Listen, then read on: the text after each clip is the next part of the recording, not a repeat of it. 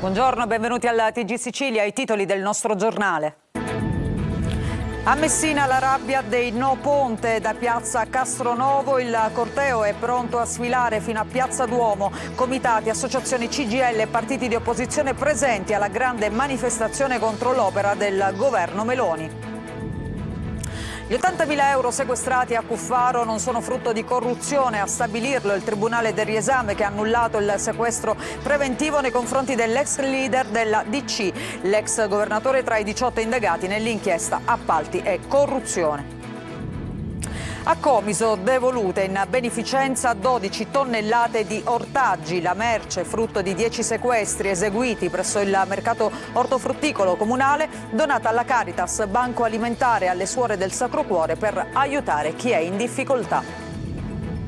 Rifiuti, Marsala, primo comune in Italia per smaltimento e raccolta differenziata, riceve quasi 600.000 euro dalla Regione. A Catania, per riportare ordine e pulizia, ci si affida a Sant'Agata con murales raffiguranti la patrona della città. A Catania è già Natale con canti, musiche e mercatini in pieno centro. L'accensione dell'albero di Piazza Università e delle luminarie danno il via al periodo delle feste.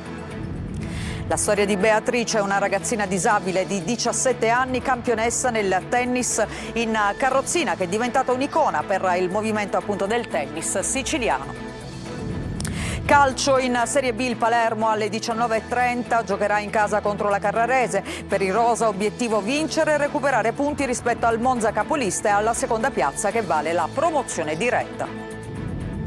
In Serie C il Catania tra poco in campo a Picerno per difendere il primato in classifica. Domani il Trapani alla Provinciale ospita il Monopoli, impegno in trasferta invece per il Siracusa contro l'Atalanta Under 23.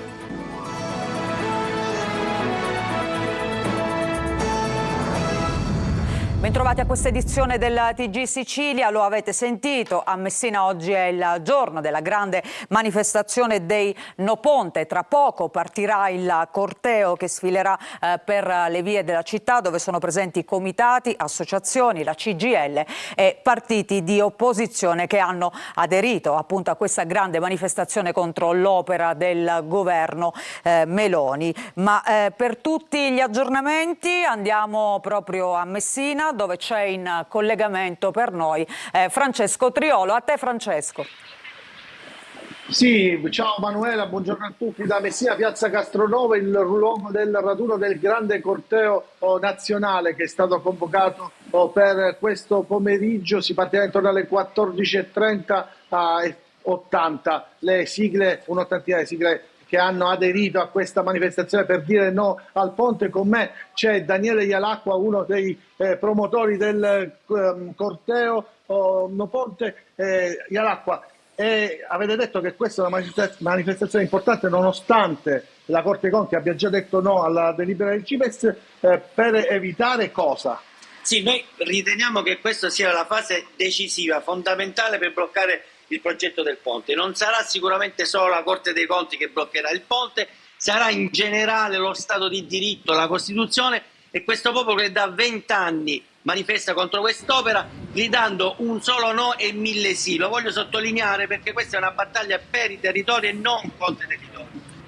Il corteo, come detto, partirà intorno alle 14:30 da qui, da piazza Castronovo, che naturalmente ancora è vuota, anche perché qua a Messina sta piovendo ormai da circa un paio d'ore, sono attesi dei pullman anche dalla Calabria, dalla Puglia. Si snoderà lungo tutta la via Garibaldi sostanzialmente il percorso che il 15 agosto fa la Vara di Messina, con l'arrivo in due piazze storiche, piazza Municipio dove ci sarà un concerto e piazza Duomo dove ci saranno i comizi. Sono attesi leader anche nazionali, Angelo Bonelli, la Ellis Klein, Barbara Floria per il Movimento 5 Stelle, quindi sarà un corteo anche da questo punto di vista importante perché avrà una caratura nazionale politica. È tutto per adesso Manuela, a dopo.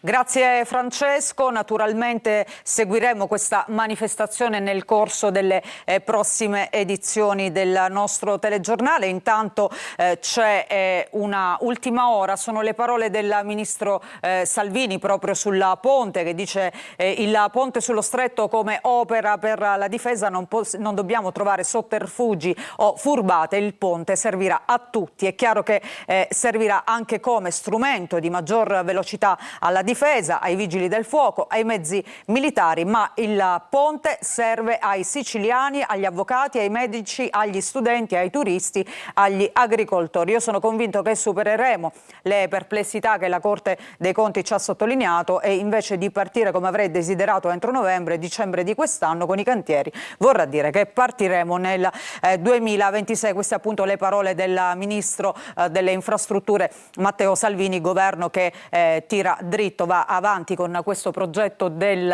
ponte nonostante appunto questa grande manifestazione. Cambiamo adesso argomento. Gli 80.000 euro sequestrati a Totò Cuffaro non sono frutto di corruzione. Lo ha stabilito il Tribunale del Riesame, che ha annullato il sequestro. Manlio Viola. Restituiti a Totò Cuffaro gli 80.000 euro in contanti che erano stati sequestrati dal ROS dei Carabinieri durante le perquisizioni nelle sue case di Palermo e San Michele di Ganzaria. Lo ha stabilito il Tribunale del Riesame, che ha annullato il sequestro probatorio dando ragione agli avvocati di Cuffaro, Marcello Montalbano e Giovanni Di Benedetto.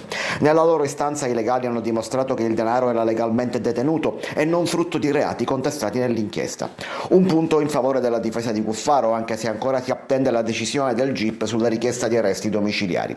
Nell'interrogatorio preventivo l'ex presidente della regione ha scelto di non rispondere su indicazione dei medesimi avvocati, ma ha contestato anche le relazioni dei carabinieri, che hanno assunto illegittimamente, secondo la difesa, sommarie informazioni.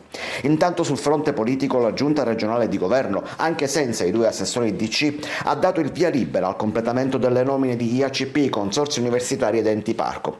Dopo che la Commissione Affari Istituzionali aveva dato a sua volta il via libera al pacchetto di nomine, in settimana la Giunta ne aveva completato la procedura per tutte tranne le 3 indicate nei mesi scorsi proprio dalla Democrazia Cristiana. Ieri ha deciso di ratificare anche queste ultime. Così Calogero Valenza potrà ufficialmente insediarsi alla guida dell'Istituto Autonomo Case Popolari di Caltanissetta, Antonino Mangiacavallo al Consorzio Universitario Empedocli di Agrigento e Giuseppe Ferrarello potrà insediarsi come presidente del Parco delle Madonie. A Comiso devolute in beneficenza 12 tonnellate di ortaggi vari. La merce è frutto di 10 sequestri amministrativi che sono stati eseguiti presso il mercato ortofrutticolo comunale. Veronica Barbarino. 12 tonnellate di ortaggi sequestrati e immediatamente trasformati in un aiuto concreto per le famiglie più bisognose. È il risultato dell'operazione scattata all'alba di venerdì al mercato ortofrutticolo di Comiso, dove gli agenti del Nucleo Operativo Regionale Agroalimentare Sicilia e dell'Ispettorato Ripartimentale delle Foreste di Catania hanno passato al setaccio banchi e depositi. Ad emergere una realtà preoccupante. Molti degli ortaggi venivano venduti senza alcuna documentazione di trasporto e fattura. Una mancanza non solo amministrativa, ma un rischio soprattutto per i consumatori e un danno per gli stessi produttori siciliani, già messi in difficoltà dalla concorrenza di merce straniera venduta per locale. L'operazione ha portato a 10 sequestri, 15 verbali e 25.000 euro di sanzioni. L'intero carico sequestrato poi è stato poco dopo destinato a Caritas Ragusa, Banco Alimentare e alle suore del Sacro Cuore di Comiso, un modo per trasformare un illecito in un gesto di solidarietà, senza sprechi e con un aiuto concreto alla comunità. La Guardia di Finanza di Catania invece ha sequestrato oltre 9.400 prodotti contraffatti in 4 esercizi commerciali gestiti da cinesi tra Mister Bianco e Nicolosi. I titolari sono stati denunciati in stato di libertà per introduzione e commercio di prodotti con segni falsi e di ricettazione. Adesso la politica siciliana, la Regione conferma di aver avviato le procedure di revoca della concessione demaniale della spiaggia di Mondello alla italo-belga e descrive il modo in cui cambierà volto il lungo arenile dei palermitani. Sentiamo. Dopo l'avvio della procedura di revoca della concessione della spiaggia di Mondello alla società italo-belga immobiliare, il lungo arenile dei palermitani potrebbe cambiare volto. Il comune di Palermo ha infatti trasmesso alla regione il PUDM, ovvero il piano di utilizzo del demanio marittimo, una procedura che non ha nulla a che vedere con la italo-belga ma che prevede lo spezzatino della spiaggia. Il demanio marittimo di Mondello viene diviso in 14 lotti, 7 di questi andranno a bando per la concessione come spiagge attrezzate, altri 7 lotti saranno destinati a spiaggia libera. Quando dunque la concessione andrà a bando, tutto cambierà, a prescindere dalla polemica sulla italo-belga. Intanto anche la regione conferma di aver avviato le procedure di revoca della concessione, ma non dopo la relazione della commissione antimafia. L'avvio della procedura risale al 18 novembre e il 27 novembre scorso l'assessorato al territorio e ambiente ha aggiunto altri motivi di contestazione dopo aver ricevuto la relazione della commissione regionale antimafia. Si dicono increduli dalla italo-belga, in una lunga nota snocciolano i motivi per cui ritengono assurdo quel che sta avvenendo e parlano di una campagna di delegittimazione ordita sulle spalle di 250 famiglie. Non resteremo in silenzio di fronte a rappresentazioni che riteniamo ingiuste. Nel rispetto delle istituzioni presenteremo le nostre osservazioni e controdeduzioni nelle sedi competenti, riservandoci ogni opportuna iniziativa a tutela della società e confidando di poter ristabilire una lettura corretta dei fatti, dicono. Si preannuncia dunque una lunga battaglia anche nei tribunali. E adesso parliamo di rifiuti. Il comportamento della stragrande maggioranza dei cittadini, ma anche una buona politica, hanno premiato il comune di Marsala, che è il primo comune in Italia per smaltimento e raccolta differenziata. Laura Spanò. Ammonta a quasi 600.000 euro l'importo che l'assessorato regionale all'energia, diretto da Francesco Colianni, ha assegnato al comune di Marsala per la raccolta differenziata dei rifiuti per il 2024. Se da un lato la regione ha riconosciuto gli stracosti sostenuti per lo smaltimento dei rifiuti raccolti nel territorio marsalese, oltre 294.000 euro, dall'altro l'amministrazione Grillo ha ricevuto la somma di quasi 300.000 euro per i risultati raggiunti lo scorso anno, 77,98% di raccolta differenziata, una percentuale che colloca la città di Marsala al primo posto tra i comuni con oltre 50.000 abitanti. Questa è una grande soddisfazione per la nostra comunità, innanzitutto per i cittadini che ogni giorno si adoperano per favorire l'economia circolare. Il premio conseguito è il giusto riconoscimento anche per le ricadute che lo stesso potrà avere sui tributi. L'auspicio è che negli anni a venire si possa ancora fare di più, migliorando sia la percentuale del 78%, sia la qualità della stessa selezione, sia anche il decoro della nostra città. Un risultato frutto del sano comportamento della maggioranza dei cittadini, che hanno a cuore il decoro della città, ma anche al lavoro svolto in collaborazione con la Formula Ambiente, grazie al quale restano sempre più isolati quanti non rispettano le civili regole per tenere pulito il territorio, puntualmente sanzionati grazie alla videosorveglianza. Dalla virtuosa Marsala alle sacche di inciviltà che invece deturpano le strade di Catania. Ha inaugurato questa mattina un murales con il volto, pensate, di Sant'Agata, con l'obiettivo di riportare ordine e pulizia. Tonino De Mana. Il volto è l'immagine di Agata per combattere gli zozzoni, l'arte in soccorso dell'inciviltà. Agata per Catania, ambizioso progetto per una città più bella e soprattutto più pulita, parte da Viale Medaglie d'Oro 4. In questo spazio, dove la bellezza cattura lo sguardo, fino a poco tempo fa c'erano cumuli di spazzatura. Persino la scalinata che vedete era off limits. Abbiamo ideato questo progetto per cercare di sensibilizzare il catanese a non buttare la spazzatura per strada. Fino a qualche mese fa qui sorgeva una piccola discarica e ora cercheremo, con l'aiuto della Santa, si spera di evitare che ciò si riproponga. Quello che può essere occupato dalla spazzatura, come vedete, può essere arte. Protagonisti dell'iniziativa Comune di Catania, Gema, Multiservizi, Clean Up Sicilia ed il collettivo Male Tinte. È un invito, questo nostro murales, all'amministrazione a prendersi responsabilità e cura dei quartieri più lontani dal centro. Agata è assolutamente un simbolo di autoaffermazione e di autodeterminazione. Ha detto no a quello che non voleva, sostenendo se stessa e quello in cui credeva. Allora Agata che sia per noi ancora una volta oggi, come tutti i veri simboli, non solo una cosa da venerare ma da mettere in pratica, che ci porti a vivere ogni giorno in una maniera degna. Accanto al murales, una microdiscarica prontamente rimossa dagli operatori Gema, che ha comunque sollevato indignazione e un po' di imbarazzo tra i presenti. Pochi minuti ed arte e bellezza però riprendono il sopravvento in nome di Agata, di Sant'Agata. E restiamo a Catania, dove è già Natale. Ieri l'accensione dell'albero di Piazza Università e delle luminarie. Adelaide Barbagallo. 5, 4, 3, 2, 1. Si accendono le luci di Natale a Catania. L'albero, alto 22 metri, impreziosisce Piazza Università, cuore del centro storico, dove risuonano i tradizionali canti dei piccoli alunni dell'Istituto Rapisardi Alighieri. Il sindaco trantino, commosso, ha rivolto proprio a loro il suo augurio, per poi cedere il pulsante di accensione a una piccola alunna.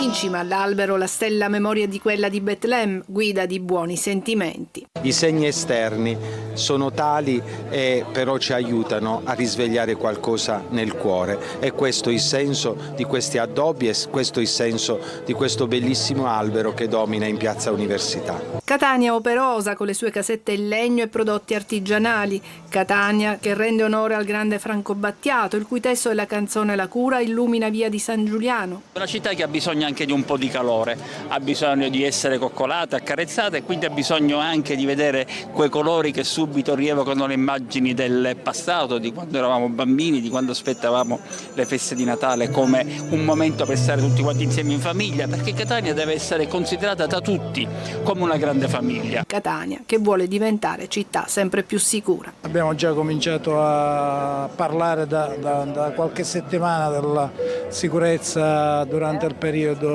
natalizio e nelle settimane precedenti. La musica dei Size 46 Street Art rallegra le vie e cattura i turisti. Quando si accendono le luci di una città diventa tutto più emozionante ed è un bel sogno vederla.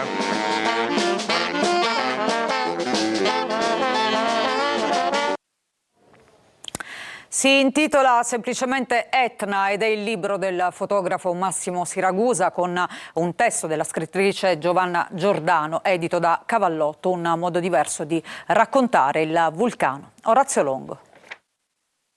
Il vulcano come esserci sopra, ascoltandolo, respirandolo, guardandolo, immortalandolo, come ha fatto Massimo Siragusa, fotografo professionista che vanta pubblicazioni nel mondo, dal New York Times Magazine al Le Monde a Marie Claire. Etna, il titolo del libro fotografico edito da Cavallotto, presentato nella sala del Consiglio della Camera di Commercio a Catania. La prima volta che ho vissuto l'Etna in questo modo, è la prima volta che ho scoperto un cambiamento del mio fisico che è dato dagli incederi, dall'andare, dal processo di avvicinamento nei confronti del vulcano, che mi ha trasformato.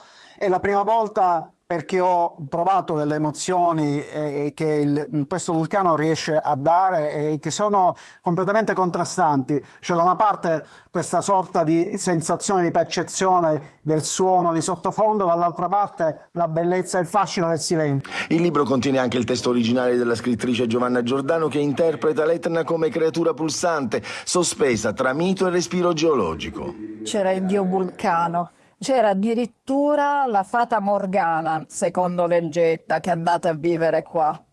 E dopo i suoi pellegrinaggi e forse anche col mago Merlino si è rifugiata alle pendici dell'Etna. Ecco, è successo di tutto sull'Etna.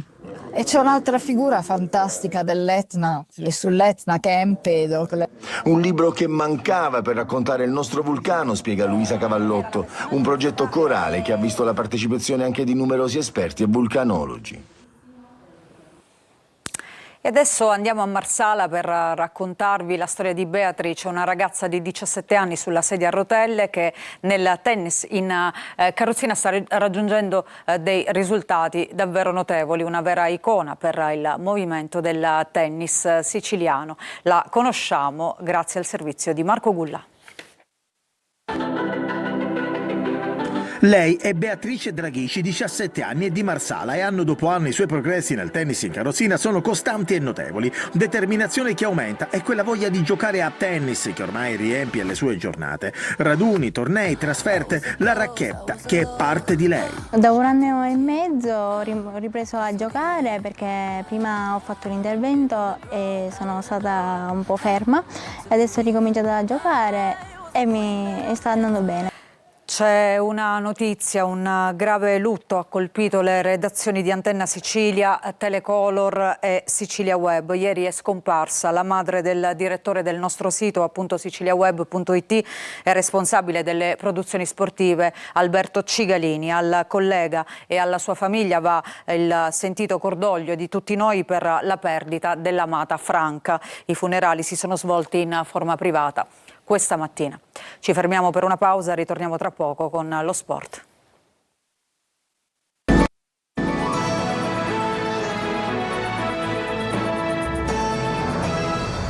Seconda parte del nostro giornale, ancora ben trovati. Adesso il calcio, partiamo con la Serie B, il Palermo in campo oggi alle 19:30 alla Barbera contro la Carrarese. Imperativo vincere per i rosanero, che devono recuperare punti rispetto al Monza capolista e alla seconda piazza, che vale la promozione diretta. Marco Gullà.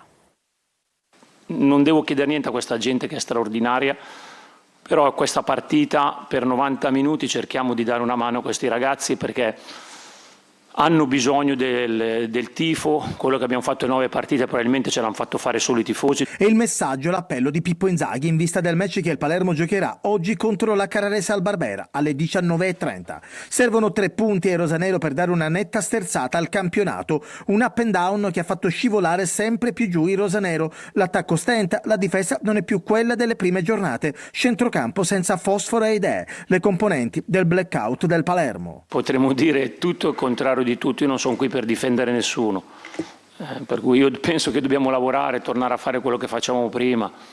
Siamo nelle migliori condizioni, ho già detto, societarie, di tifo.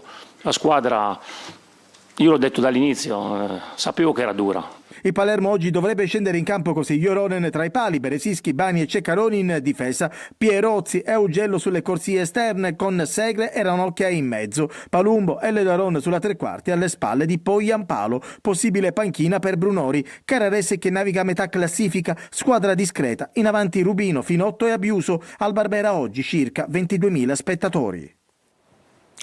In Serie C il Catania invece tra poco in campo per difendere il primato contro il Picerno, fischio d'inizio alle 14:30. Tonino De Mano.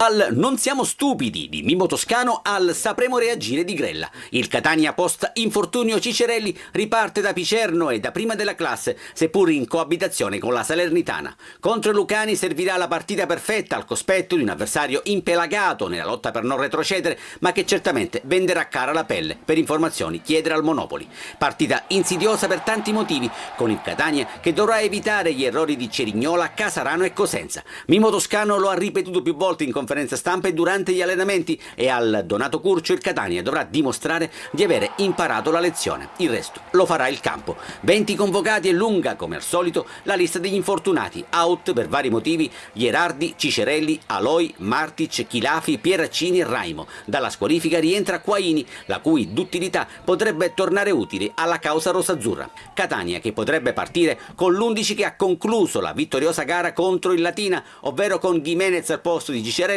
e Lunetta alle spalle di Forte in difesa. Si va verso la conferma di Allegretto. Nonostante le assenze, sono diverse le soluzioni per Toscano, che può contare anche su D'Ausilio, Stoppa, Rolfini e naturalmente Caturano, quest'ultimo ancora alla ricerca del primo gol in maglia rossazzurra. E alle 14 scatta diretta stadio con 3 ore live per seguire la partita, il pre e il post di Picerno Catania. Calcio d'inizio alle 14:30, dirige Valerio Pezzopane di L'Aquila.